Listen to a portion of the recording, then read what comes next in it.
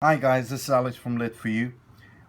We're doing a conversion for RV light. Basically what it is, if you take this diffuser off, you got an RV light with a switch on, this little switch, and you got a little T5 tube in it running off a ballast.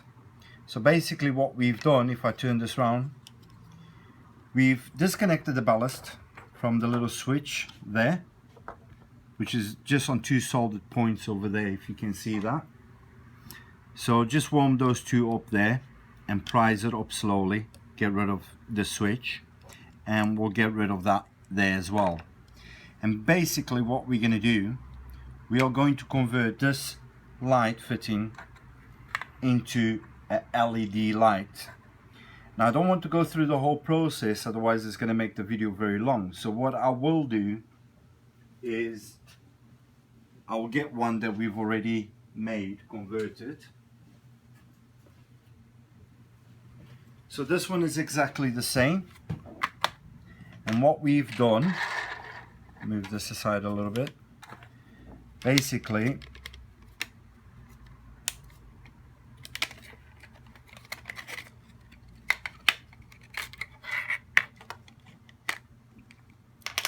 we have got two little strips there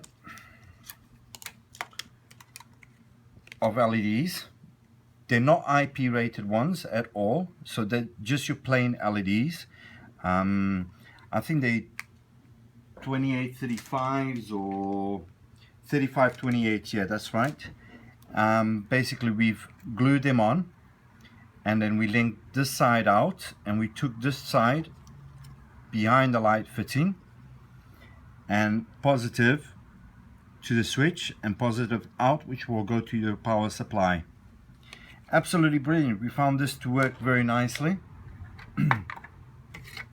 Once it's on, it's a much better light than the standard T5 fluorescent.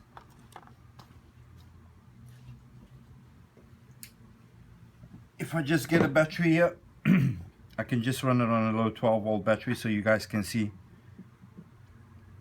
what we get out of it. There you go. I think that's a neat little light over there. There's not much work involved. I mean, you just have to a little bit of soldering, and what we've done, we've actually took a little Dremel, but you could use a normal drill and drill the hole through over there and on the back there, so you can get your cable through. And at each point we hot glued gun the LED light, so in case it just gets a bit warm and starts peeling off, it won't completely go off. The LED strip light that we use, the glue is pretty good on it, so it is what it is. The light fitting itself is very old and it's discolored, so it's not white in itself, but basically the customer doesn't want to go through the hassle of replacing all the lights. So, you know, we adapted this for him. Got to give it up a little clean and so on, and that should be fine. That should be, well, truly fine. We did do one before for him. What we did, we actually got this one. I think this is a 7028, or actually I think that might be an 8520, that's it. 8520, these are 36 watts. Now we did it on a bigger one, which was similar to that one over there, and what we did, we put one on either side, but unfortunately he brought it back because this is way too bright for him. So what we did, we cut this middle section off and we put in a full white backing on there. Ideal thing to use, what we found, was actually a cable tray lid, because it's got two ridges on either sides, and it helps actually stabilize this plastic, which is very flimsy. So what we did, we left about 10 millimeters on either side, took the top ridge off over here, right down to that there, and hot glued it on both points there and all across the ridge on the back.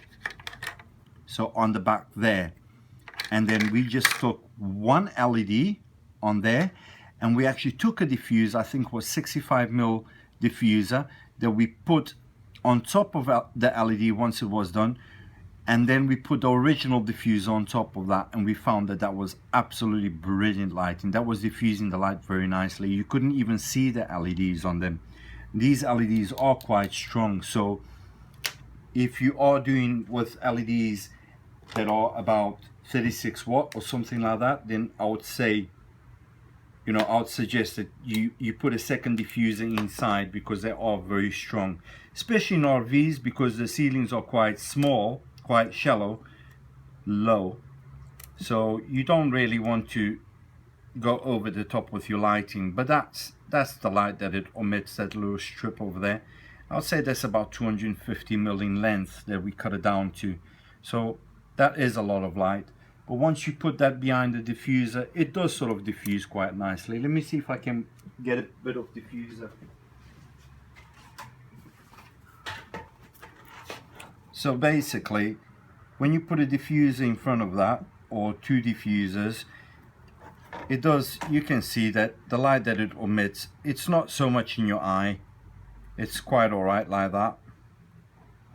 So guys, yeah, small little hack for you, small little fix, which will save you, I think, a lot of battery, and it will give you far better brighter light than the T5s. These T5s, unfortunately, for the era, yeah, they were fine for their purpose and everything like that, but I think they just do not emit enough light out as the LEDs do. What we're doing next for the customers, we actually on his outside roller horning, we're gonna actually build LED strips into the horning, onto the underside of the horning with aluminium profile, and we'll IP rate that for him with a switch, so he can actually, when he's got his awning out, he can actually, you know, have some nice light there. But when we do that one, I'll post a video and maybe you can have a look at it. I'll also try and post a video of the follow up on these when they're in the RV. I'll see if I can sort of take a video and see how bright it is, so I can show you guys. Well, if you need anything, any advice, or if you guys need any future hacks on your RVs, on LEDs, just contact us. You can find us on www.led-4-u.co.uk. Contact numbers and everything's on there. So I hope you guys enjoyed this video, and I'll be soon making some more. Thanks a lot, guys. Bye.